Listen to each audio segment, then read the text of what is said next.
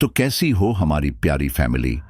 आज एक और स्टोरी के साथ आपको एक बहुत ही खौफनाक हॉरर अनुभव सुनाने जा रहा हूं। लेकिन उससे पहले मैं आपको एक ज़रूरी बात बताना चाहता हूं। दरअसल आप काफ़ी सारी हॉरर स्टोरीज मुझसे सुन रहे हैं, लेकिन मैं आपको इससे भी एक्सट्रीम और ऊपर के लेवल का हॉरर अनुभव देना चाहता हूं। हमारे पास हॉरर की कुछ ऐसी स्टोरीज सामने आई है जिसमें तंत्र मंत्र की एक बहुत ही अंधेरी और गहरी काली दुनिया छुपी हुई है। पर सबसे बड़ी प्रॉब्लम यह है कि हम उन स्टोरीज को पब्लिक में नहीं डाल सकते। इसीलिए मैंने ये डिसाइड किया, जिन भी लोगों को तंत्र मंत्र की उस गहरी अंधेरी दुनिया की स्टोरी सुननी है, वो चैनल को ज्वाइन कर लें, जहां आपके सामने हर दूसरे दिन हॉरर की काली दुनिया के राज खुलते जाएंगे। यानी आपको 2 से 3 दिन से वहां पर स्टोरीज मिलती रहेंगी, और उसके लिए महज आपको एक छोटा सा योगदान करना होगा, जो मैं समझता हूं आप सभी अफोर्ड कर पाएंगे। पर यकीन मानिए, आपके उस छोटे से योगदान को मैं व्यर्थ नहीं जाने दूंगा। मैं आपको शैतानों की एक ऐसी दुनिया की स्टोरीज बताऊंगा जिसे जानकर आपका रोम रोम कतरा उठेगा और आप सोच भी नहीं पाएंगे कि हॉरर की असली दुनिया ऐसी होती है। उस अंधेरी दुनिया में वहशीपन, क्रूरता और डर का ऐसा रूप देखने को मिलेगा जिसे देखकर लोगों की रूह कांप जाती है। अब आपको लगता होगा कि यार उसके लिए बहुत ज्यादा पैसे लिए जा रहे हैं। अरे भाई, मात्र 60 रुपए आपको पे करने हैं। अब बताओ, ये भी कोई ज्यादा है? अरे 60 रुपए की तो आप रोजाना की एक बर्गर खा लेते हो। अब मान लेना कि एक दिन आपने बर्गर नहीं खाई थी, और उसके भी बदले में आपको जो स्टोरी सुनाऊंगा वो एक अलग ही हॉरर दुनिया की रहेगी।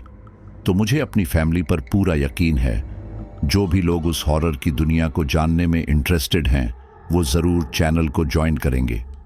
तो चलिए अब आज की स्टोरी की तरफ बढ़ते हैं। साथियों, हर इंसान दौलत पाने की चाह रखता है, और दौलत की चाह करना कोई गलत बात भी नहीं है।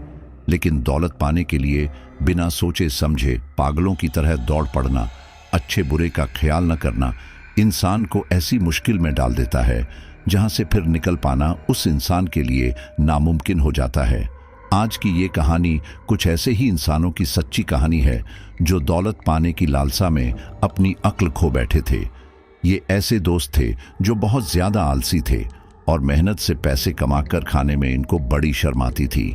ये केवल छोटी मोटी चोरियां करते थे और उनसे ही अपना पेट पाला करते थे। लेकिन आखिर वो धंधा भी कब तक चलता? एक दिन पैसे होते हैं और दूसरे दिन ही उन्हें चोरी करने के लिए निकलना पड़ता।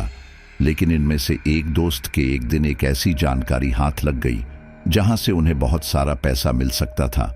लेकिन उसने उस चीज के पीछे की सच्चाई जानने की कोशिश नहीं की कि आखिर उस जगह पर इतना खजाना छिपा हुआ है।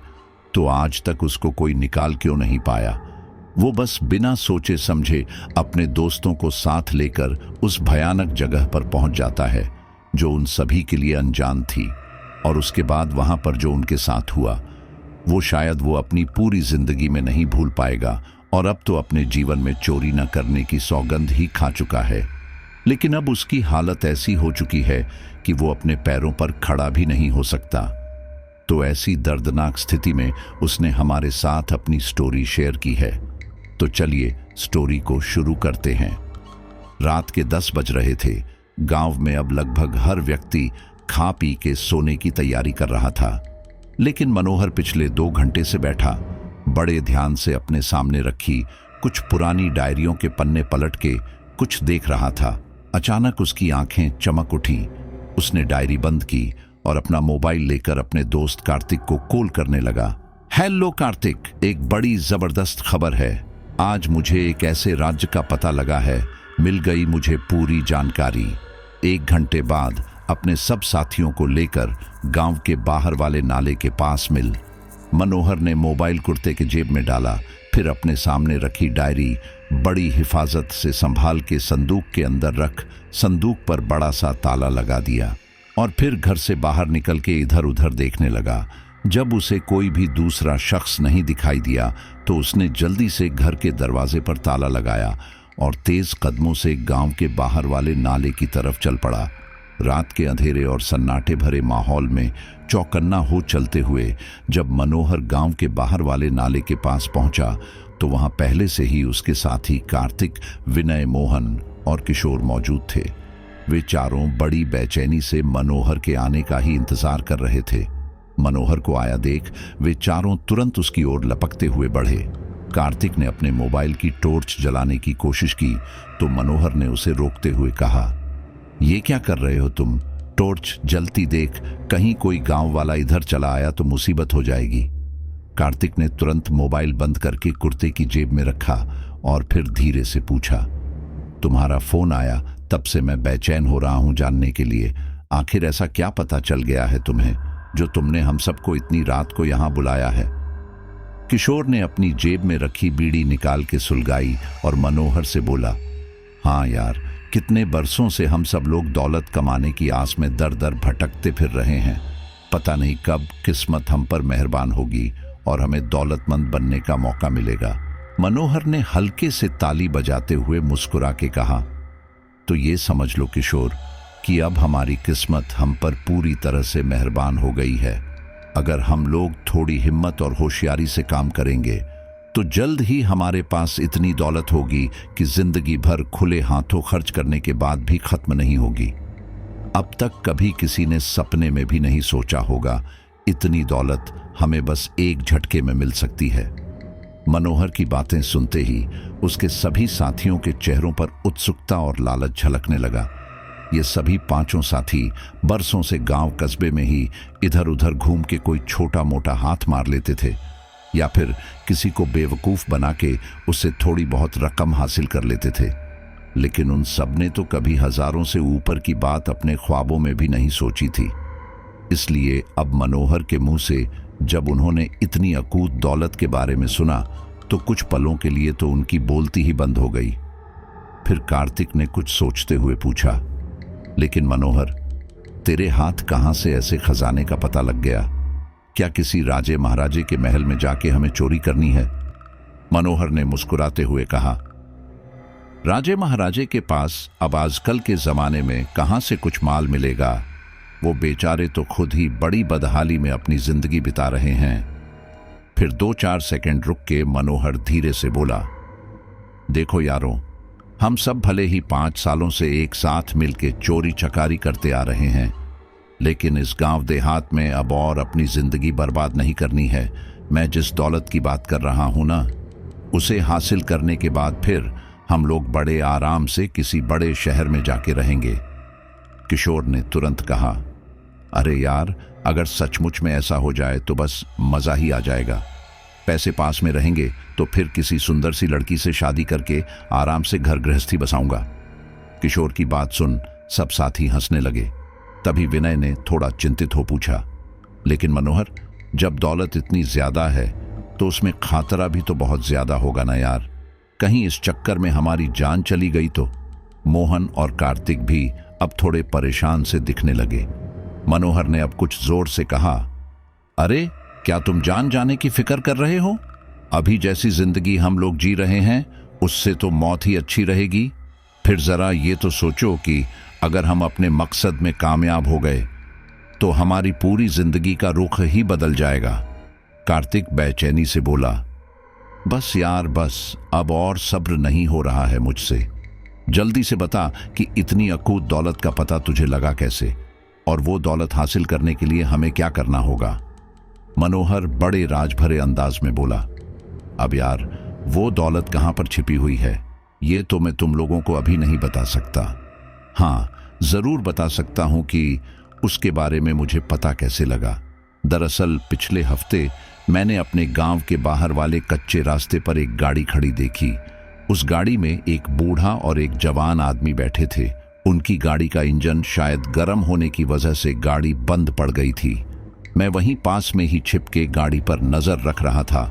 कुछ देर बाद वे दोनों आदमी गाड़ी से नीचे उतरे और वहीं आसपास की जंगल झाड़ियों को गौर से देखते घूमते हुए थोड़ी दूर निकल गए। मैं तो इसी ताक में बैठा था। मैं फौरन लपक के गाड़ी के पास पहुंचा और गाड़ी का पिछला दरवाजा खोल के सीट पर रखे एक बैग को लेके वहां से भाग खड़ा हुआ।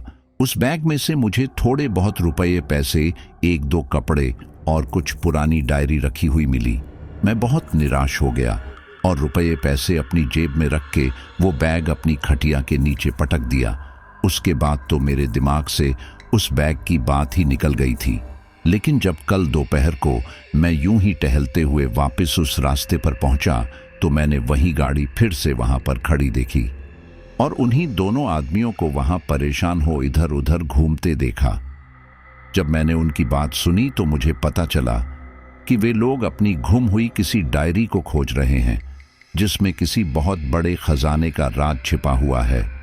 उनकी ये खजाने वाली बात सुनते ही मैं तो एकदम खुशी से पागल ही हो उठा और फिर तुरंत अपने घर आके वो बैग निकाला और उसमें रखी डायरियां निकाल के गौर से एक एक पेज पढ़ने लगा। वो तो अच्छा हुआ कि उन डायरियों में जो कुछ भी लिखा था सब हिंदी में ही लिखा हुआ था, इसलिए मुझे पढ़ने में कोई दिक्कत नहीं हुई। और फिर एक डायरी से मुझे एक ऐसे खजाने के बारे में पता चला जिसे कई 100 बरस पहले यहाँ से बहुत दूर एक पहाड़ी इलाके में गुफा के अंदर एकदम सीक्रेट ढंग से छिपाया था। अब तक उस गुप्त खजाने तक कोई नहीं पहुंच सका है। वो बूढ़ा आदमी शायद कोई बहुत बड़ा खोजी था जिसने जाने कहां से कैसे वो सब डायरी हासिल की थी जो किस्मत से मेरे हाथ लग गई। मनोहर ने अपनी बात खत्म करके जब बड़े गर्व से अपने चारों यारों को देखा तो वे सब एकदम हैरान हो गहरी सोच में डूब गए। फिर कार्तिक ने सोचते हुए कहा, मनोहर, तो क्या तू ये चाहता है कि अब हम सब उस पहाड़ी इलाके में जाके उस गुफा में छिपा हुआ वो खजाना निकालें? जैसे ही मनोहर ने हामी भरी कि विनय ने चौंकते हुए पूछा, क्या तू पागल हो गया है? जिस खजाने तक इतने बरसों में कोई भी नहीं पहुंच सका, उस खजाने तक भला हम लोग कैसे पहुंच पाएंगे? किशोर भी परेशान स्वर में बोला, हाँ यार, मैंने तो सुन रखा है कि इस तरह के जो छिपे खजाने होते हैं उनकी रक्षा दर्जनों विषैले नाग करते हैं। बहुत से जानलेवा खतरे होते हैं ऐसे खजाने तक पहुंचने में। मनोहर ने हाथ लहराते हुए कहा, देखो यारों, जितना बड़ा खतरा उठाएंगे उतना ही ज्यादा धन मिलेगा हमें। खतरा तो उन छोटी मोटी चोरियों में भी होता है जो हम लोग करते रहते हैं। इसलिए खतरे से मत डरो और उस करोड़ों के खजाने के बारे में सोचो जो बहुत जल्द हमें मिलने वाला है। इसलिए अब ये सब बेकार की फिक्र छोड़ो और सफर की तैयारी करो। हम सब कल दोपहर को यहाँ से निकल चलेंगे। पहले हमें बस से शहर जाना पड़ेगा, फिर शहर पहुँच के वहाँ से ट्रेन में बैठ के दूर उस पहाड़ी इलाके के पास वाले शहर पहुँचेंगे जहाँ से उस रहस्यमयी पहाड़ी इलाके में छिपी गुफा तक जाने का रास्ता है। तो अब सब अपने अपने घर जाओ और कल दोपहर को वक्त पर बस पकड़ने के लिए पहुँच जाना। सब दोस्तों ने आखिर अपनी अपनी सहमति दे दी और कल दोपहर मिलने की बात कह के अपने अपने घर चल पड़े। मनोहर जल्दी जल्दी चलता हुआ अपने घर पहुंचा और घर का दरवाजा बंद कर एक डायरी खोल के उसके कवर के अंदर छिपा के रखा हुआ एक कागज निकाला। उस कागज को जब मनोहर ने अच्छे से खोल के बल्ब की रोशनी के नीचे रखा तो उसमें काले स्केच पेन से एक चित्र बना हुआ था। चित्र में घनघोर जंगलों के बीच एक दुर्गम पहाड़ी नजर आ रही थी जिसकी चोटी पर एक पुराना छोटा सा मंदिर बना था। पास ही एक पहाड़ी नदी उछाल मारती बह रही थी। मनोहर खुश होते हुए बुदबुदाया, इसी मंदिर के नीचे वो गुफा है जहां करोड़ों का खजाना छिपा के रखा गया है। खजाने को पाने का सपना देखते सारे दोस्त अपने अपने घरों में जाके सो गए। दूसरे दिन सवेरे जल्दी उठ के सब लोग फटाफट तैयार हुए और फिर अपने कुछ कपड़े लत्ते और जरूरी सामान लेकर वे लोग गांव से बाहर की उस सड़क पर आके खड़े हो गए जहां से उन्हें पास वाले शहर तक जाने के लिए बस पकड़नी थी। कुछ ही देर में बस आती हुई दिखाई दी तो सबने तुरंत बस को हाथ दिखा के रोका और बस में सवार हो गए। कस्बे से शहर तक जाने वाली वो खटारा बस पूरी तरह से लोगों से ठसाठस भरी हुई थी। बड़ी मुश्किल से इन सब दोस्तों को किसी तरह से उस बस के पिछले हिस्से में खड़े होने की जगह मिली। सारे दोस्त बड़े ही उत्साह में थे, इसीलिए उन्हें बस में खड़े होने और उबड़ खाबड़ सड़क पर झटके लगने से भी कोई दिक्कत नहीं हो रही थी। किसी तरह बस से सब लोग पास वाले शहर तक पहुंचे और फिर वहां से रेलगाड़ी के जनरल बोगी में बैठ के वे लोग उस शहर यानी गोरखपुर की ओर रवाना हो गए। गोरखपुर पहुंच के मनोहर ने तुरंत उस पहाड़ी इलाके की तरफ जाने वाली बस या गाड़ी का पता किया, लेकिन वहां मनोहर को पता चला कि उस इलाके की तरफ तो कोई बस वगैरह नहीं जाती। वहां जाने के लिए तो कोई प्राइवेट टैक्सी या जीप किराए पर लेनी होगी। मनोहर और कार्तिक ने फिर इधर उधर लोगों से पूछताछ करके एक पुरानी सी जीप का प्रबंध कर लिया।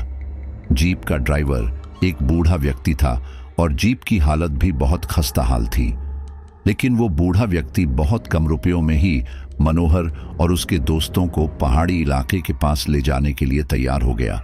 अपना अपना सामान लिए जब सब दोस्त उस जीप में बैठ गए तो बूढ़े ड्राइवर ने जीप स्टार्ट की और धीरे धीरे चलाते हुए उस पहाड़ी इलाके के लिए रवाना हो गया। जीप इतनी धीमी रफ्तार से चल रही थी कि किशोर बुरी तरह झल्ला के बोला, क्या यार मनोहर, ये कैसी खटारा जीप किराए पर ली है तूने? इस जीप से तो हम शायद शाम ढलने के बाद ही उस इलाके में पहुंच पाएंगे। फिर क्या रात के अंधेरे में हम लोग वहां खोजबीन करेंगे? मनोहर ने फौरन किशोर का हाथ दबा के उसे चुप रहने का इशारा किया, लेकिन जीप चला रहे बूढ़े व्यक्ति ने किशोर की बात सुन ली थी। वो धीरे से मुस्कुराते हुए बोला, आप सब लोग यहाँ परदेसी हैं, इसीलिए उस इलाके में जाने के लिए इतना बेचैन हो रहे हैं। वो इलाका तो इतना उजाड़ और जंगली है कि वहां कोई आना जाना पसंद नहीं करता। वैसे क्या खोजबीन करने जा रहे हैं आप लोग वहां? कार्तिक तुरंत बहाने बनाता हुआ बोला, खोजबीन जैसी तो कोई बात नहीं, वो तो बस मेरा ये दोस्त थोड़ा जल्दबाज है, इसीलिए वो जल्दी जल्दी में ऐसा बोल पड़ा।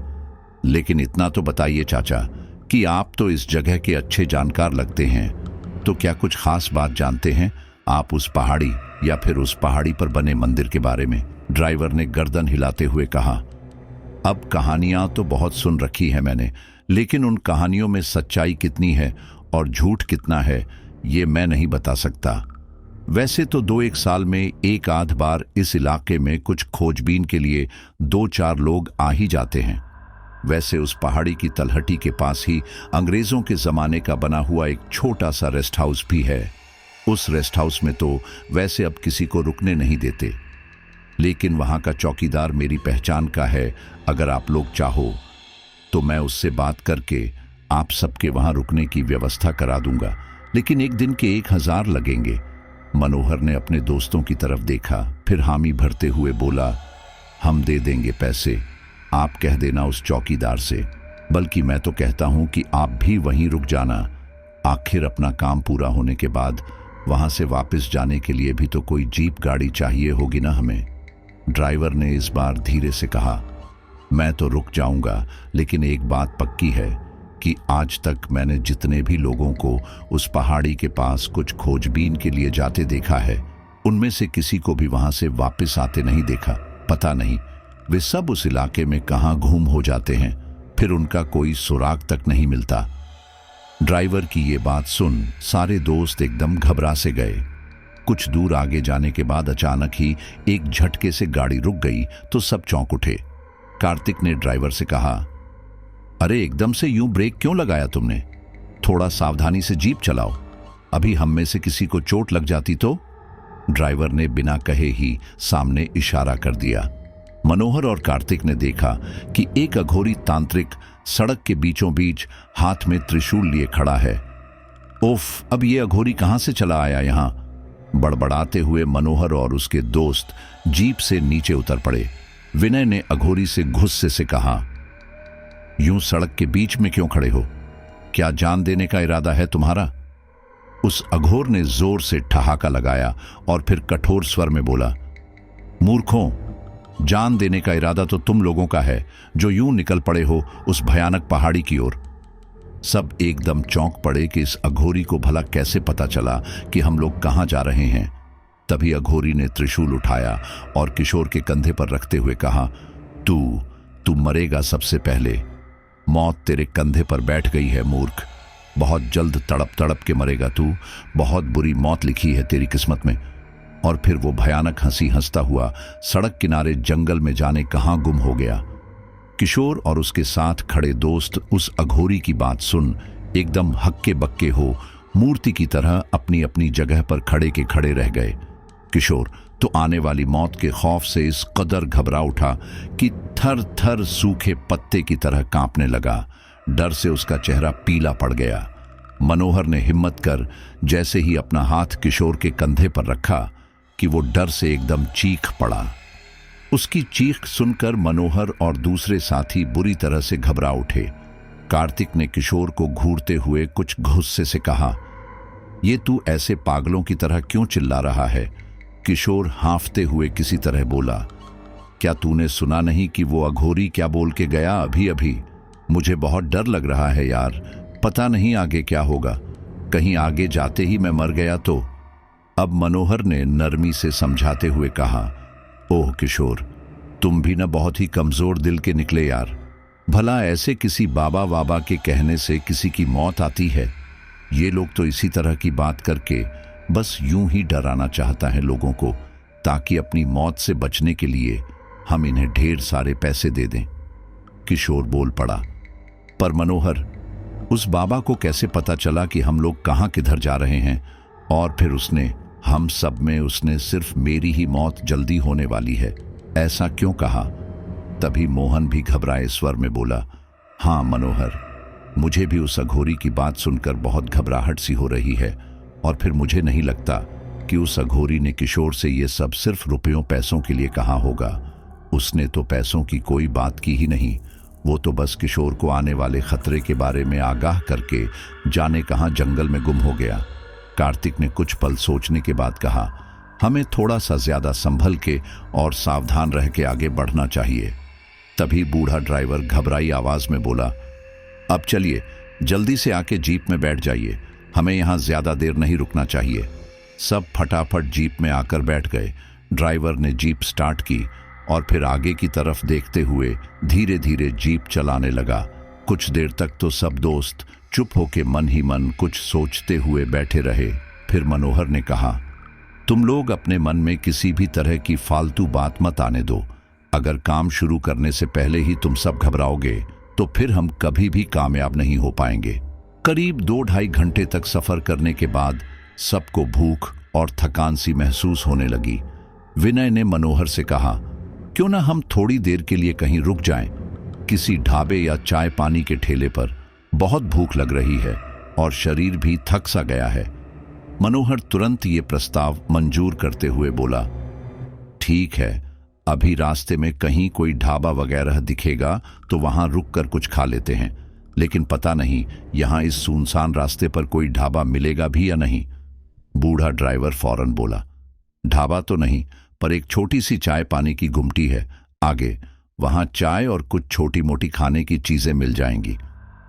करीब 1 घंटे बाद ड्राइवर ने गाड़ी रोक दी। सबने देखा कि वहां एक छोटी सी झोपड़ी जैसी एक चाय की दुकान थी, जहां एक आदमी और एक औरत चाय और नाश्ता बनाने की तैयारी में लगे थे। विनय मुंह बनाते हुए बोला, उफ, इतने छोटे से जगह में भला हम लोगों के लिए क्या मिलेगा? ये सुनते ही वहां काम कर रहे आदमी ने कहा, छोटा जरूर है हमारा ढाबा, पर चाय और भजिया आपको 1 नंबर मिलेगा। फिर उस आदमी ने उनके लिए वहीं बाहर ही एक बड़ी दरी बिछा दी। सब आराम से पैर फैलाकर बैठ गए। थोड़ी ही देर में सबके लिए चाय भजिया तैयार हो गया। सब हंसी मजाक करते हुए चाय भजिए का लुत्फ उठाने लगे, लेकिन किशोर एकदम चुपचाप बैठा था। उसने सिर्फ चाय के 2-3 घूंट पिए और वापस जाके जीप में बैठ गया। विनय ने और 1 कप चाय मांगी और फिर मजे से चाय पीने लगा। इधर मोहन ने भजिए खा के चटनी चाटी और फिर हाथ धोने के लिए झोपड़ी के बगल में रखे एक पानी के ड्रम के पास चला गया। अभी वो हाथ धो ही रहा था कि अचानक उसे पीछे से भयानक अट्टहास की आवाज आई। मोहन घबरा के चीख मार के पलटा तो उसकी चीख जैसे गले में ही घुट गई। सामने वहीं अघोरी खड़ा हुआ अट्टहास लगा रहा था। मोहन डर से कांपते हुए तेजी से पलट के वापस झोपड़ी की तरफ भागा। तभी सामने से आ रहे विनय ने हैरानी से पूछा, क्या हुआ तुम्हें? इतना डरे हुए क्यों हो? मोहन हांफते हुए किसी तरह बोला, वो अघोरी वहां बाहर खड़ा था। विनय चौंकते हुए बोला, क्या? वो अघोरी भला यहां कैसे आ सकता है? जरूर तुझे कोई धोखा हुआ होगा। झोपड़ी में बैठे बाकी दोस्तों ने जैसे ही अघोरी का नाम सुना कि उन सब के चेहरे सहम गए। सब तुरंत उठ के खड़े हो गए और बड़े गौर से मोहन को देखते हुए उसकी बात सुनने लगे। कार्तिक और मनोहर तुरंत उस झोपड़ी के बाहर निकलकर इधर उधर देख उस अघोरी को ढूंढने लगे, पर उन्हें कहीं भी कोई नहीं दिखाई दिया। मनोहर सोचते हुए बोला, लगता है ये मोहन खुद अपनी ही परछाई देख के डर गया होगा। सब दोस्त अब भी नीचे झुककर उधर देखने लगे। तभी मोहन की नजर पानी के ड्रम के पास ही पड़ी कपड़े से बनी एक काली गुड़िया पर पड़ी। मोहन ने नीचे झुक के उस गुड़िया को उठाया और पास से देखने लगा। उस गुड़िया पर तो सिंदूर के साथ साथ कुछ सुई भी घड़ी हुई दिख रही थी। इतने में ड्राइवर ने उस गुड़िया को मोहन के हाथ में देखा तो सहमे स्वर में बोला, अरे इस गुड़िया को क्यों उठा लिया आपने? ये तो जादू टोना करके किसी ने फेंका है इसे, बहुत अपशकुनी होती है ये गुड़िया। मोहन ने तुरंत उस गुड़िया को दूर फेंक दिया और अपने हाथ रगड़ रगड़ कर धोने लगा। फिर मनोहर ने सबसे कहा, अब चलो सब फटाफट जीप में बैठ जाओ, मैं चाय भजिए के पैसे चुका के आता हूं। मोहन ने सबकी हालत देखी तो तुरंत सबसे गाड़ी में चलकर बैठने के लिए कहा। फिर पैसे देकर वो भी आ बैठा जीप में। फिर ड्राइवर से बोला, अब सीधे अपनी मंजिल पर ही पहुंचकर रुकेंगे हम, बीच में कहीं भी अब जीप मत रोकना। ड्राइवर ने हामी भरी और जीप स्टार्ट कर थोड़ा तेज गति से जीप चलाते हुए आगे बढ़ने लगा। जीप जब उस जगह से दूर निकल गई, सबने चैन की सांस ली और सीट पर सिर टिकाकर लंबी लंबी सांस लेने लगे। मोहन और किशोर के दिमाग से उस अघोरी की छवि जा नहीं रही थी। वो दोनों ही मन उसी अघोरी के बारे में सोच रहे थे कि आखिर वो अघोरी अचानक ही हर जगह कैसे पहुंच जाता है। फिर कुछ ही पल बाद वो अपने आप ही वहां से जाने कहां गायब भी हो जाता है। पूरी जीप में इतनी शांति पसरी थी कि लग ही नहीं रहा था कि जीप में 5 दोस्त बैठे हैं। शाम अब ढल के रात में बदल चुकी थी। आधे एक घंटे में सब के सब नींद में खो गए। सिर्फ सामने वाली सीट पर बैठा मनोहर और ड्राइवर जाग रहे थे। घने अंधेरे को चीरती हुई जीप लगातार अपनी मंजिल की ओर बढ़ी जा रही थी। मनोहर ने जोर से आवाज लगाई, चलो चलो पहुंच गए हम लोग, अब जाग जाओ और उतरो सब गाड़ी से। नींद में खोए सारे दोस्त आंखें मलते हुए जाग गए और सीट से उठकर अपने अपने बैग लिए जीप से नीचे उतर पड़े। जीप से उतरकर जब सब नीचे आए तो देखा कि एक पुराना सा खस्ताहाल कॉटेज नुमा रेस्ट हाउस सामने है। उसके टूटे हुए लकड़ी के गेट पर लालटेन पकड़े एक बूढ़ा चौकीदार खड़ा था। कार्तिक हैरत से बोला, बाप रे बाप, ये तो किसी भुताहा फिल्म का सीन लग रहा है। बहुत ही डरावनी सी जगह लग रही है ये तो। हर तरफ बस सन्नाटा और अंधेरा ही छाया हुआ है। मनोहर चिढ़ते हुए बोला, तो अब इस वीराने जंगली इलाके में क्या तुम्हें बड़ा होटल चाहिए था? गनीमत समझो कि ये ड्राइवर चाचा से कह के मैंने यहां रुकने का प्रबंध करवा दिया, नहीं तो खुले आसमान के नीचे ही डेरा डालना पड़ता हम सबको। सब दोस्त अपना अपना बैग उठाए उस रेस्ट हाउस की ओर जाने लगे। बूढ़ा ड्राइवर आगे जाके चौकीदार से कुछ बात करने लगा। तभी मनोहर चौंकते हुए बोला, अरे किशोर कहाँ है? वो जीप से नहीं उतरा है क्या? कार्तिक और विनय तुरंत गाड़ी में जाकर देखने लगे। देखा तो किशोर सीट पर ही आंखें बंद किए लेटा हुआ था। कार्तिक ने जोर से चिल्लाते हुए कहा, अबे उठ ना किशोर, इतना क्या सो रहा है तू?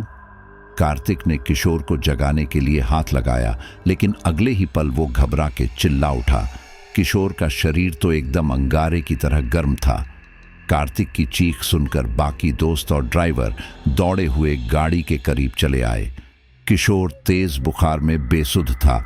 सबने उसे किसी तरह से सहारा देकर उठा लिया और गाड़ी से नीचे उतारकर रेस्ट हाउस की ओर ले चले।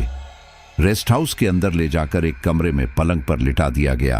अभी रेस्ट हाउस का चौकीदार उसे एक कंबल रहा था कि अचानक ही किशोर आंखें बंद किए ही उठ बैठा और भयंकर ढंग से अट्टहास करना लगा, ठीक उसी अघोरी की तरह।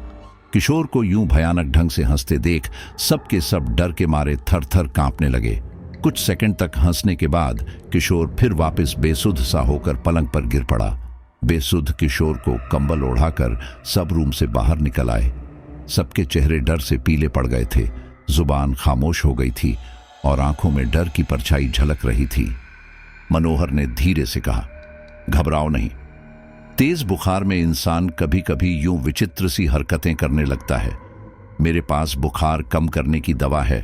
मैं वो दवा पानी में घोल के उसे पिलाने की कोशिश करता हूं। उम्मीद है सुबह तक किशोर का बुखार कम हो जाएगा।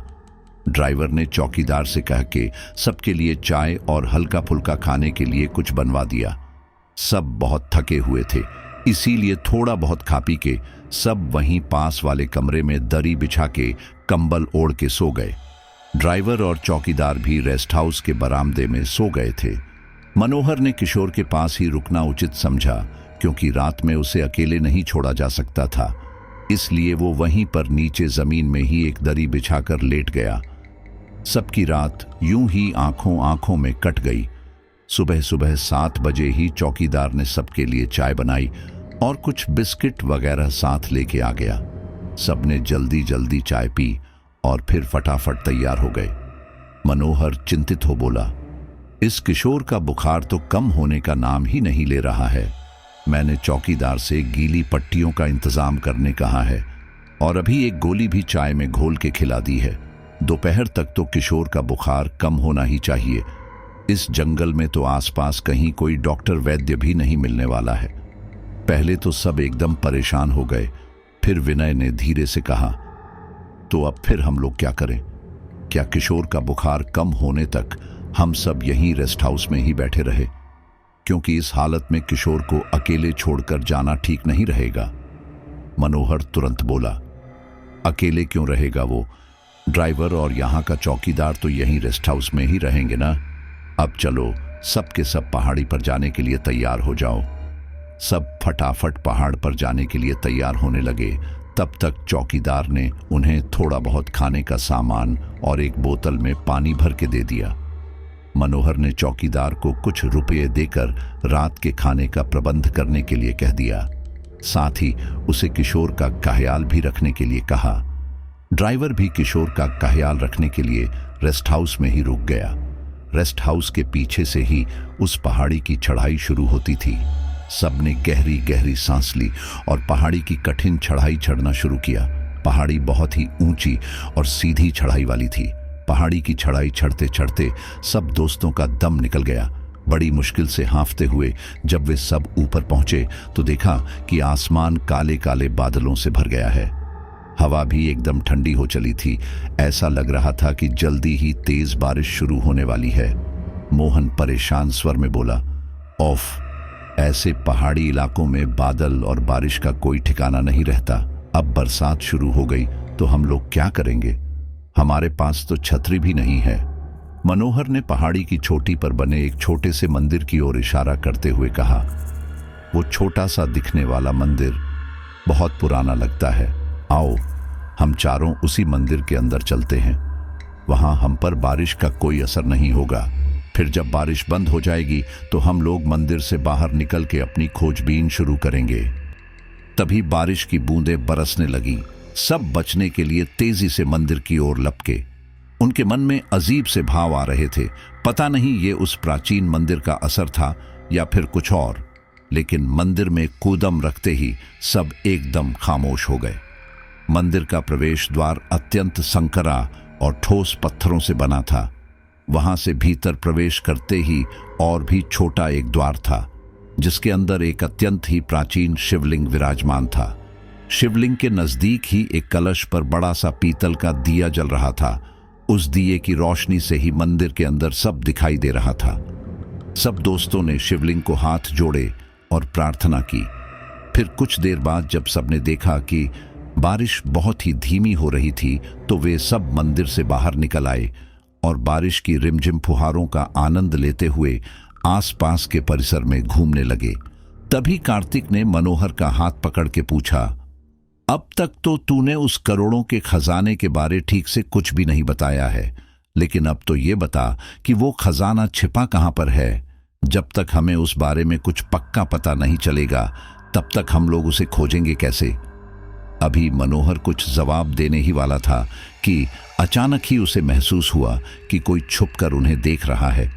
वो पहले तो डर गया, फिर हिम्मत दिखाते हुए तेजी से पलटकर पीछे उगी झाड़ियों के पास जाकर चिल्लाया, कौन है? कौन है वहां? मनोहर के चिल्लाते ही उन झाड़ियों में सरसराहट हुई और बाहर निकल आया वही अघोरी। वो भयंकर अट्टहास करता हुआ मनोहर के सामने आके खड़ा हो गया, पर इस बार उसके हाथ में त्रिशूल नहीं बल्कि एक बड़ा सा जहरीला नाग था। उस अघोरी को सामने देखते ही मनोहर और उसके दोस्त घबरा के जोर से चीखते हुए पीछे हट गए। वो अघोरी अब उनकी ओर बढ़ने लगा। तभी कार्तिक ने हिम्मत करके जोर से कहा, कौन हो तुम? रुक जाओ वहीं पर, हमारे पास आए तो अच्छा नहीं होगा। वो अघोरी एकदम से रुक गया। उसकी लाल आंखें गुस्से से और लाल हो उठी। वो गुर्राते हुए चीखा, मूर्खों, भैरवनाथ को धमकी दे रहे हो तुम लोग? अब देखो विनाश की कैसी लीला रचता हूं मैं। और अगले ही पल उसने अपने हाथ में पकड़ा नाग अचानक ही सामने खड़े मनोहर की ओर उछाल दिया। कार्तिक ने फुर्ती से मनोहर को तुरंत ही लपक के एक ओर हटाया और बाकी सब भी तेजी से दूर जाकर खड़े हो गए। अघोरी फिर से चीखा, तुम्हारे उस साथी किशोर पर तो मौत ने पंजे गड़ा ही दिए हैं, अब तुम्हारी बारी है, तुम सब एक एक कर मरते चले जाओगे। और वो अघोरी भयानक स्वर में अट्टहास लगाता हुआ पहाड़ी की ढलान इस फर्राटे से उतरा कि सब साथी उसे आश्चर्य और भय से देखते ही रह गए। कुछ देर सन्नाटा छाया रहा, फिर किसी तरह मनोहर बोला, चलो अब नीचे वापस रेस्ट हाउस में चलते हैं, मौसम बहुत खराब हो रहा है, हम लोग बारिश में फंस जाएंगे तो बड़ी मुश्किल खड़ी हो जाएगी। इससे तो अच्छा नीचे जाके थोड़ा खा पी के आराम करते हैं, फिर 2-1 घंटे आराम करने के बाद इस पहाड़ी पर हम दूसरी दिशा से चढ़ेंगे। सबको मनोहर की बात सही लगी और फिर सब जल्दी जल्दी पहाड़ी से नीचे उतरने लगे। डरे सहमे और थके हुए सब दोस्त किसी तरह पहाड़ी से उतरकर नीचे रेस्ट हाउस में आए, लेकिन वहां पहुंचकर तो उनके होश ही उड़ गए। उन्होंने देखा कि रेस्ट हाउस का मेन गेट खुला हुआ था और कहीं भी कोई नजर नहीं आ रहा था। चौकीदार, न ड्राइवर, न और न किशोर, कोई भी नहीं दिख रहा था उन्हें, न रेस्ट हाउस में और न रेस्ट हाउस के आसपास। सब के सब हड़बड़ाते हुए रेस्ट हाउस के तीनों कमरे चेक करने लगे, पर कहीं कोई नहीं मिला। मनोहर परेशान और बेचैन लहजे में बोला, ओफो, ये लोग जरूर सब मिलकर कहीं पास ही मेला ठेला घूमने चले गए होंगे। कितना कहा था चौकीदार और ड्राइवर से कि किशोर को अकेले मत छोड़कर जाना, और देखो बस बिना कुछ सोचे समझे यहां से जाने कहां घूमने फिरने के लिए निकल गए। हद है लापरवाही की भी, अब हम लोग उन्हें कहां ढूंढे। तभी उन्हें कदमों की आहट सुनाई दी बाहर की तरफ से। सब भागकर बाहर पहुंचे तो देखा ड्राइवर और चौकीदार चले आ रहे हैं। मनहर को देखते ही ड्राइवर परेशान हो बोला, अरे आप सब इतनी जल्दी लौट आए पहाड़ी से, हमें तो लगा था कि आप लोग शाम को ही लौटेंगे। कार्तिक रूखाई से बोला, पहले जल्दी से ये बताओ कि किशोर कहाँ है और तुम दोनों उस बीमार किशोर को लेकर कहाँ घूमने फिरने निकल गए थे। अब वो बूढ़ा ड्राइवर अटकते हुए बोल पड़ा, हम दोनों तो किशोर को ही ढूंढने गए थे। ड्राइवर की बात सुन सब हक्के बक्के हो हैरत से ड्राइवर को देखने लगे। तभी चौकीदार भी बोल पड़ा, जी साहब, आप लोगों के जाने के बाद मैं खाना बनाने की तैयारियों में लग गया। अचानक ही पता नहीं कहां से एक बड़ा सा भयानक सांप निकल आया। मैं और ड्राइवर दोनों घबरा के उस सांप पकड़ने में लग गए। फिर उसे एक कपड़े में पकड़ के रेस्ट हाउस के पीछे वाली झाड़ियों में छोड़ने के लिए चले गए। जब उस सांप को छोड़ के वापस रेस्ट हाउस में आए तो देखा कि किशोर अपने रूम में नहीं था। मनोहर गुस्से से चिल्लाया, ये क्या बकवास बातें कर रहे हो तुम? किशोर तो बेसुध और तेज बुखार में तप रहा था, भला वो कैसे जा सकता था अपने आप ही चलकर रूम से? चौकीदार भी रुआंसे स्वर में बोला, किशोर को यहां से गायब देखकर हम खुद हैरान हो गए और इसीलिए उन्हें ढूंढने गए थे, पर वो कहीं नहीं मिले। मनोहर और उसके दोस्त घबरा के इधर उधर देखने लगे। तभी मोहन घबराई आवाज में बोला, कहीं वो अघोरी तो नहीं ले गया उसको? वो बोल रहा था ना कि मौत ने अपने पंजे गड़ा दिए हैं किशोर पर। सबका दिमाग सुन्न हो गया, सबके चेहरे हैरत और भय से पीले पड़ गए थे। किशोर आखिर यूं कमरे से गायब कैसे हो गया? यही सवाल सबके दिलो दिमाग में तूफान सा घुमड़ रहा था। कहीं वो अघोरी ही तो किशोर को उठा के कहीं नहीं ले गया है? मनोहर सोचते हुए बोला, एक काम करते हैं कि हम सब उसको आसपास के इलाके में ढूंढने जाते हैं, हो सकता है वो कुछ दूर जाकर फिर बेसुध होकर कहीं गिर पड़ा हो। सब धड़कते दिल से निकल पड़े किशोर को पुकारते हुए। आसपास का चप्पा चप्पा छान मारने के बाद भी किशोर का कहीं कोई सुराग तक न मिला। मोहन रुआं से स्वर में बोला, यहां तो किशोर का कोई पता ही नहीं चल रहा है, अब क्या करें हम, कहां ढूंढें उसे? मनोहर चिंतित हो बोला, समझ में नहीं आ रहा है कि हुआ क्या किशोर के साथ। यहां तो कोई आता जाता भी नहीं कि किशोर उसके साथ चल दिया हो। ऊपर से यहां मोबाइल का नेटवर्क भी नहीं है कि उसके मोबाइल पर कॉल कर लेते। आखिर थक हार कर सब वापस रेस्ट हाउस आ गए। यहां आते ही ड्राइवर मुंह लटकाकर बोला, किशोर को तो हमने पहले ही सब तरफ देख लिया था, पर वो तो कहीं मिला ही नहीं। मनोहर कुछ देर सोचने के बाद बोला, अब एक ही काम किया जा सकता है, हम खाने पीने का सामान साथ लेकर किशोर को ढूंढने के लिए वापस पहाड़ी की तरफ चलते हैं। मुझे लगता है कि उसे होश आया गया होगा और वो शायद पहाड़ी की ओर चला गया होगा। ड्राइवर के बहुत समझाने पर उन सब ने किसी तरह थोड़ा बहुत कुछ खाया और फिर पानी और खाना लेकर वे सब रेस्ट हाउस से बाहर निकल के वापस पहाड़ी की तरफ चल पड़े। आसमान काले बादलों से पूरी तरह ढंक चुका था, बारिश भी जोर से हो रही थी, लेकिन इस बार उन्होंने अपने साथ छतरी रखी हुई थी। लेकिन मनोहर ने पहाड़ी के करीब आकर जब सबसे पहाड़ी के पीछे वाले हिस्से में चलने की बात की तो सब चौंक उठे, क्योंकि उधर से बारिश की तेज जलधारा सी बह रही थी। मनोहर ने डायरी में मिले कागजों में इस पूरी पहाड़ी का नक्शा बना देखा था और उसी नक्शे में देख के उसे ये समझ आ गया था कि पहाड़ के पिछले तरफ के रास्ते में एक छिपा हुआ रास्ता है जो सीधे पहाड़ के अंदर बनी एक गुफा की तरफ ले जाता है। दरअसल खजाना उसी गुफा के अंदर ही कहीं दबा हुआ था, जिसके बारे में अब तक मनोहर ने किसी को कुछ नहीं बताया था। मनोहर के बताए रास्ते पर चलते चलते करीब 1.25 घंटे बाद सारे दोस्त एक बंद अंधेरी सी गुफा के अंदर जा पहुंचे। घने निर्जन वन के बीचों बीच बनी गुफा के अंदर जाते हुए दोस्तों के दिल इस बुरी तरह धड़क रहे थे कि मानो बस अभी कोई बम फटने वाला है। उन सब ने अपने मोबाइल की टॉर्च जला रखी थी। थोड़ी देर बाद चलते हुए वे सब उस गुफा के बिल्कुल बीच में पहुंच गए। यहाँ तो इतनी ज्यादा झाड़ियां थीं कि आगे बढ़ने में भी परेशानी हो रही थी। जगह जगह पर छोटे बड़े कीड़े मकोड़े घूम रहे थे, कई तेज कंटीली झाड़ियां भी थीं। विनय बोला, उफ, ये तो एकदम खतरनाक जगह है, जाने आगे क्या क्या खतरे सामने आएंगे। कार्तिक व्यंग्य से बोला, तो क्या खजाना यूं ही बिना खतरों के ही मिल जाएगा? मनोहर एक जगह अचानक रुक गया, फिर बोला, ये जो सामने बड़ी सी चट्टान देख रहे हो ना, उसी के ठीक पीछे है इस गुफा का सीक्रेट दरवाजा। लेकिन ध्यान रहे कि उस सीक्रेट दरवाजे से अंदर जाने के बाद कोई भी कहीं भी अकेले नहीं रहेगा, क्योंकि प्रवेश द्वार तो एक ही है, पर अंदर जाके ये गुफा अलग अलग 5 हिस्सों में बंटी हुई है, एकदम भूल भुलैया की ही तरह। सबने हामी भरी और सधे कदमों से मनोहर के पीछे पीछे चल पड़े। उस बड़ी सी चट्टान के पास पहुंचते ही सब एकदम बेचैन से हो उठे। मनोहर सबसे आगे चल रहा था, उसके पीछे पीछे सभी दोस्त दबे पैर इधर उधर देखते हुए चल रहे थे। मनोहर उस चट्टान के पास जाकर रुक गया। उस चट्टान पर अनेकों जंगली लताएं फैली हुई थीं। वो चट्टान बड़ी ही पुरानी और मजबूत लग रही थी। मनोहर ने दोस्तों को आवाज दी मदद करने के लिए। तुरंत सभी दोस्त आगे आए और अपनी छतरियों को एक तरफ रख के उस चट्टान के पीछे झाड़ियों में छुपे गुफा के सीक्रेट रास्ते को प्रवेश करने योग्य बनाने के लिए वहां लगी झाड़ियों को तोड़ने लगे। कई बड़े बड़े पत्थर भी जमा थे वहां, उन्हें भी एक किनारे पर रख दिया गया। ये सब करने में उन्हें अत्यधिक कठिनाई हो रही थी। लगता था कि कई 100 बरसों से यहां कोई नहीं आया है। आखिर कड़े परिश्रम के बाद गुफा का सीक्रेट रास्ता उन्हें मिल ही गया, पर वो द्वार इतना संकरा था कि एक एक करके ही उसमें से जाया जा सकता था। धीरे धीरे करके जब मनोहर सहित सारे दोस्त अंदर पहुंच गए तो गुफा का अंधेरा और दमघोंटू वातावरण उन्हें डराने लगा। मनोहर ने टॉर्च ऑन की और आगे बढ़ा।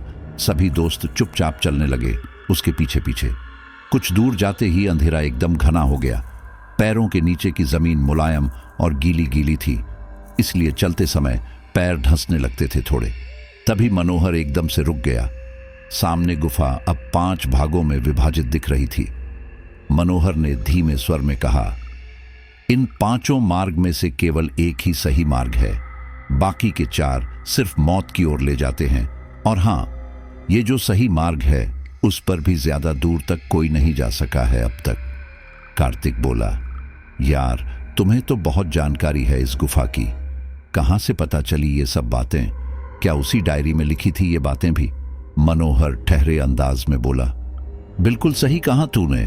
वो डायरी जिसकी भी थी वो जरूर कोई बहुत पढ़ा लिखा और जानकार आदमी रहा होगा, इसीलिए तो उसने बड़ी तफसील से इस गुफा के बारे में सारी बातें और जानकारियां लिख रखी थी। मुझे तो लगता है कि शायद वो आदमी या फिर उसका कोई पहचान वाला इस पहाड़ी इलाके और इस गुफा के अंदर भी आया होगा, इसीलिए तो उसने डायरी में हर एक बात लिख रखी थी। विनय ने सोचते हुए कहा, वो सब तो ठीक है, हमारा दोस्त किशोर कहाँ है? अब तक हमें उसके बारे में कुछ भी नहीं पता चल पाया है। मनोहर बोला, ओह यार, किशोर जरूर इस गुफा के अंदर आया होगा, मुझे तो यही लग रहा है। देख लेना, वो शायद किसी दूसरे रास्ते से इस गुफा में दाखिल हुआ होगा। सब लोग अब सोच विचार के फिर सामने नजर आ रहे 5 रास्तों में से एक रास्ते पर आगे बढ़ने लगे। अभी 8-10 कदम ही चले होंगे कि अचानक मनोहर के पैरों से कुछ टकराया। वो घबराकर टॉर्च नीची करके देखने लगा तो हैरत से उसकी चीख निकल गई। गुफा की नरम गीली जमीन पर किशोर पड़ा हुआ था। किशोर को उस अंधेरी गुफा में पड़े देख सब जोर जोर से चीखने लगे। कार्तिक ने तुरंत ही नीचे झुककर किशोर की नब्ज चेक की तो डर और सदमे के मारे उसकी हालत खराब हो गई। वो बुरी तरह से कांपती आवाज में बोला, हे भगवान, ये किशोर तो मर चुका है। अपने दोस्त किशोर की मौत की बात जानते ही सबके सब दुख और सिहरन से भर उठे। कुछ देर तक तो सब बिल्कुल खामोश खड़े रहे। फिर मनोहर धीमे से बोला, आखिर उस अघोरी की बात सच ही निकली। हमारा दोस्त किशोर मौत के मुंह में समा ही गया। मोहन रुआंसी आवाज में कहा, हमें यहां से वापस चले चलना चाहिए। अब इस गुफा में और आगे जाने का इरादा छोड़ देना चाहिए। मनोहर ने मोहन को समझाया, किशोर की मौत का दुख तो मुझे भी है, लेकिन जरा सोचो, अगर इतनी दूर आके हम बिना खजाने के वापस लौट जाएंगे तो क्या किशोर की आत्मा को दुख नहीं होगा? अभी हम लोग किशोर की मौत को कुछ पल के लिए भूल के आगे बढ़ते हैं। आगे की तरफ मुझे 4 रास्ते नजर आ रहे हैं। हम सब एक एक रास्ते पर आगे बढ़ते जाते हैं। जैसे ही किसी को खजाने का सुराग मिलेगा तो वो तुरंत जोर से चिल्ला के बाकी सबको इस बारे में आगाह कर देगा। फिर हम सब वो खजाना लेकर इस गुफा से बाहर निकल जाएंगे। बड़े बेमन से आखिर सबने फिर मनोहर की बात मान ली और फिर मनोहर एक रास्ते पर, मोहन दूसरे रास्ते पर, विनय तीसरे रास्ते पर और कार्तिक चौथे रास्ते पर आगे बढ़ने लगे। सबके सब अंदर से भयभीत थे, पर मन में खजाना तलाशने का जुनून भी था। जैसे जैसे वो आगे बढ़ते जा रहे थे, मार्ग बहुत ही खराब और सनकरा होता जा रहा था।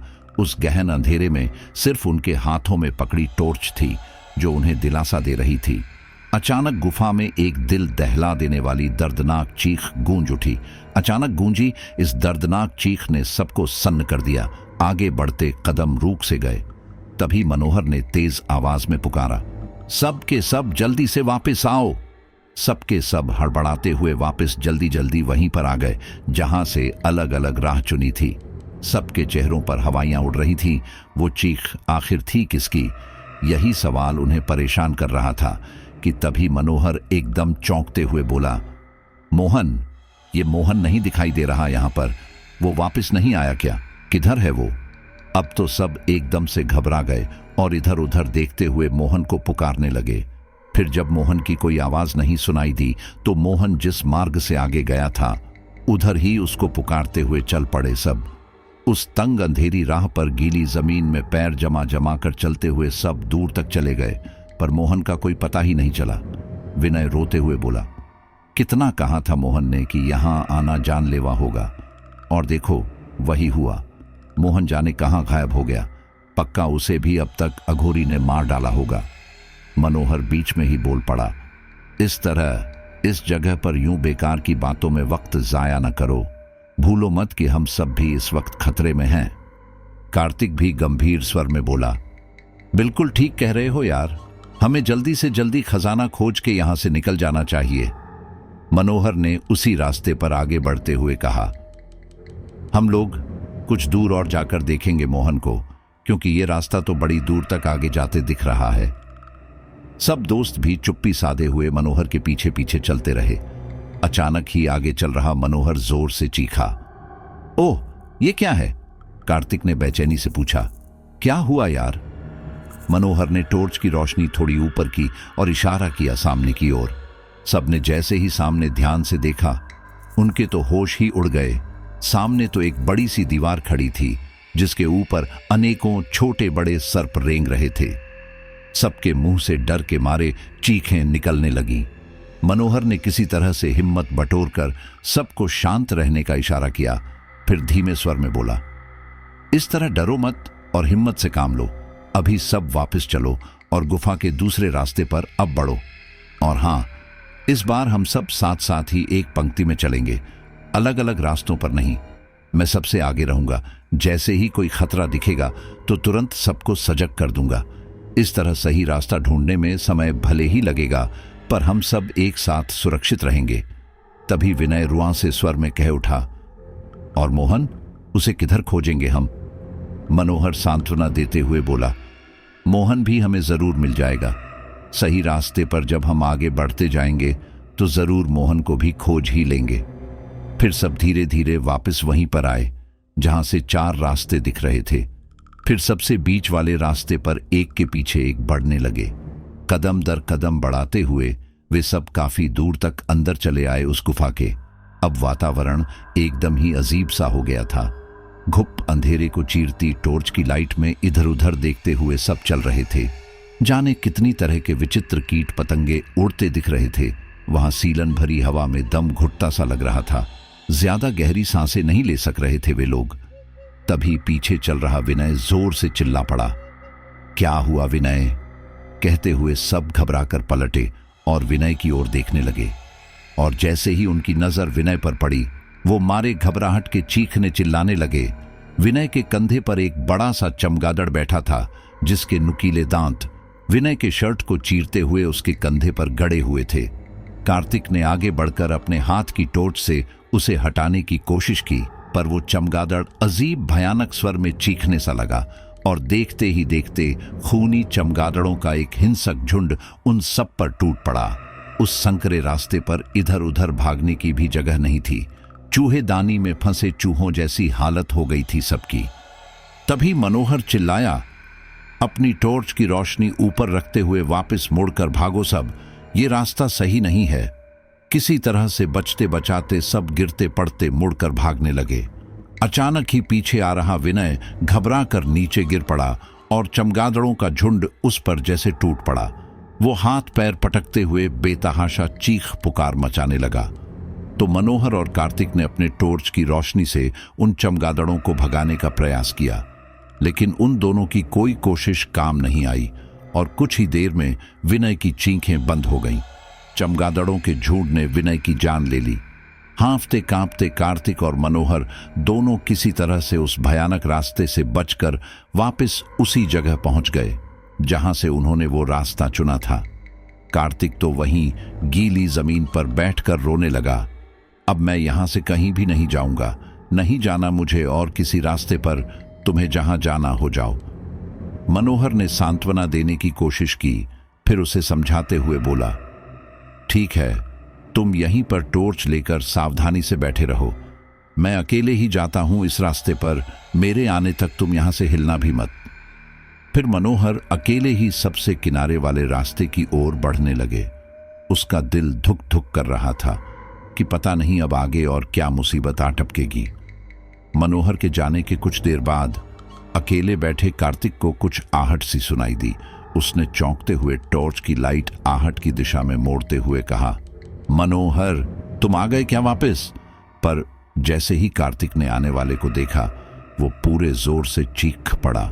वो आगंतुक कोई और नहीं बल्कि बुरी तरह से लहूलुहान और लड़खड़ाता हुआ मोहन था। उसके चेहरे पर जगह जगह चोट के निशान थे। उसकी दोनों आंखें अपनी जगह से गायब थीं और आंखों की जगह सिर्फ 2 गड्ढे नजर आ रहे थे। कार्तिक डर से चीखते हुए बोला, मोहन, मोहन, तुम तो गुफा के अंदर से गायब हो गए थे ना। तुम्हारे चीखने की आवाज सुनकर हम सब गए थे तुम्हें देखने वहां, पर कोई सुराग ही नहीं मिला हमें। तुम्हारी ऐसी हालत हुई कैसे? पर मोहन ने कार्तिक के किसी सवाल का कोई जवाब नहीं दिया और उसकी तरफ आगे बढ़ता ही रहा। और फिर उसने एकदम से झपट के कार्तिक की गर्दन दबोच ली और बड़े ही भयानक तरीके से वो कार्तिक की गर्दन मरोड़ने लगा। जल्द ही मोहन ने कार्तिक की गर्दन उसके धड़ से खींच के अलग कर दी और फिर खुद भी वहीं नीचे जमीन पर गिर पड़ा। उधर मनोहर तेज धड़कते दिल से किसी तरह गुफा के अंदर आगे बढ़ता ही चला जा रहा था। करीब आधे घंटे बाद वो एक ऐसी जगह पर पहुंच गया जहां गुफा की छत इतनी नीची थी कि मनोहर को अपना सिर झुकाए और घुटनों के बल चलते हुए आगे बढ़ने लगा। कुछ देर बाद मनोहर की नजर अचानक ही सामने बनी एक अजीब सी पत्थर की मूर्ति पर पड़ी। वो पत्थर की मूर्ति एक बिच्छू की थी जिसके सिर पर एक चमकीला सा पत्थर जड़ा था। मनोहर कुछ पल तो उस मूर्ति को देखता रहा, फिर न जाने क्या सोच के उसने बिच्छू की मूर्ति पर जड़े उस चमकीले पत्थर को हाथ बढ़ा के उठा लिया। जैसे ही मनोहर ने वो चमकीला पत्थर उठाया कि अचानक ही जैसे उस गुफा में भूकंप सा आ गया। साएं साएं करती हुई तेज हवा चलने लगी। जमीन और गुफा की छत दोनों ही हिलने लगी। मनोहर घबरा के चीखते चिल्लाते हुए वहां से मुड़ने को हुआ कि इतने में अचानक ही पूरी की पूरी गुफा ही भरभरा कर नीचे गिर पड़ी। मनोहर के होशो हवास गायब हो गए और वो बेसुध होकर वहीं का वहीं गिर पड़ा। कई घंटे बाद जब मनोहर को होश आया तो वो अपने सामने रेस्ट हाउस के चौकीदार और ड्राइवर के साथ ही उस आदमी को देख के दंग रह गया जिसकी कार से मनोहर ने वो डायरी चुराई थी। मनोहर का पूरा शरीर पट्टियों से लिपटा हुआ था। उसकी कई हड्डियां टूट चुकी थीं और कई अंदरूनी चोटें आई थीं। मनोहर उस कार वाले आदमी को देख एकदम डर सा गया, लेकिन उसके मुंह से कोई आवाज तक नहीं निकली। तो उस कार वाले आदमी ने गुस्से से मनोहर को देखते हुए कहा, मूर्ख इंसान, तुमने मेरी डायरी चुरा के बहुत बड़ा अपराध किया है जिसकी सजा तुम्हें खुद ब खुद मिल गई। उस गुफा के अंदर जो मूर्ति थी वो एक श्रापित मूर्ति थी। जो कोई भी उस मूर्ति के आसपास भी जाने की बात सोचता था उसे मूर्ति का रक्षक अघोरी अपने काले जादू से मार डालता है। उस मूर्ति और गुफा के बारे में जब मुझे पता चला तो मैं उसके बारे में जानकारी इकट्ठी कर सरकार को भेजना चाहता था ताकि सरकार उस पहाड़ी के चारों तरफ एक सुरक्षा घेरा डाल दे जिससे कोई भी व्यक्ति उस पहाड़ी या उस पहाड़ी के नीचे बनी गुफा में न जा सके। लेकिन तुमने वो डायरी चुरा के सब किए कराए पर पानी फेर दिया। जब तक मैं डायरी का पता लगाते हुए उस पहाड़ी तक पहुंचा तब तक तो तुम्हारी बेवकूफ़ी की वजह से वो पूरी पहाड़ी ही ध्वस्त हो गई थी।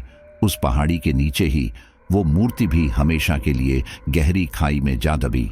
अब पड़े रहो तुम जिंदगी भर अपनी बेवकूफ़ी पर आंसू बहाते हुए। उस आदमी ने मनोहर के कपड़ों में से अपनी डायरी निकाली और फिर हॉस्पिटल के वार्ड से बाहर निकल गया। बूढ़े ड्राइवर ने कहा, हमें जब पहाड़ धसकने की तेज आवाज सुनाई दी तो मैं और चौकीदार बाहर भागे। देखा तो आपकी खून में लथपथ देह कच्ची सड़क पर पड़ी थी। शायद किसी तरह के तेज झटके से उड़ के आपका शरीर पहाड़ी से निकल के रास्ते पर आ गिरा था। हम लोग आपको उठा के हॉस्पिटल आने के लिए निकले ही थे कि अचानक ही वो सज्जन वहां आ पहुंचे। मनोहर की आंखों से आंसू बहने लगे। आज उसकी ही बेवकूफ़ी और लालच की वजह से उसके सारे दोस्त मारे गए और वो हमेशा के लिए ये भारी घम सहने के लिए मजबूर हो गया।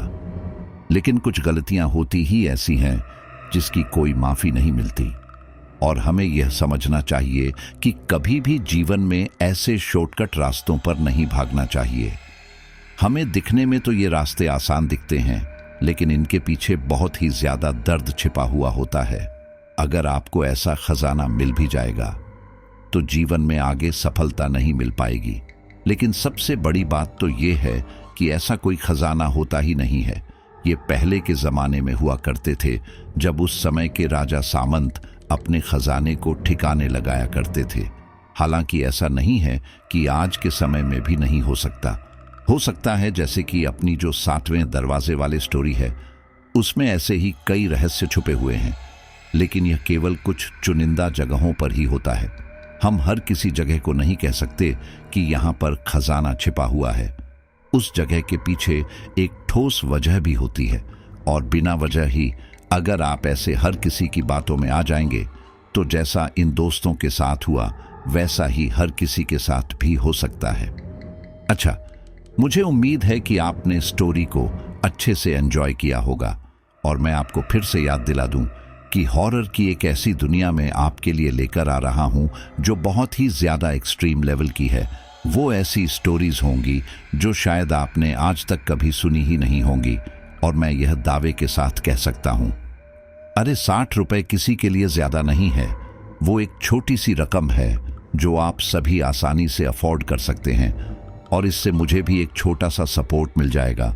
तो जो भी साथी मेरे सबसे खास है जो अभी तक स्टोरी सुन रहे हैं, वो जरूर चैनल को ज्वाइन कीजिए। चलिए अब अपने कुछ लोग दोस्तों के नाम लेते हैं। सोनू कुमार दाऊद नगर, किशन मलेशिया, यास्मीन यूएसए, आशु आलोतर, अवनी शर्मा, सुनील लाल दिल्ली, मुन्ना पांडे आजमागढ़, अमिता सोनी गुजरात, राजेश कुमार बिहार, तेज कुमार नोएडा। चलिए बहुत बहुत धन्यवाद, मिलते हैं एक और नए हॉरर अनुभव के साथ।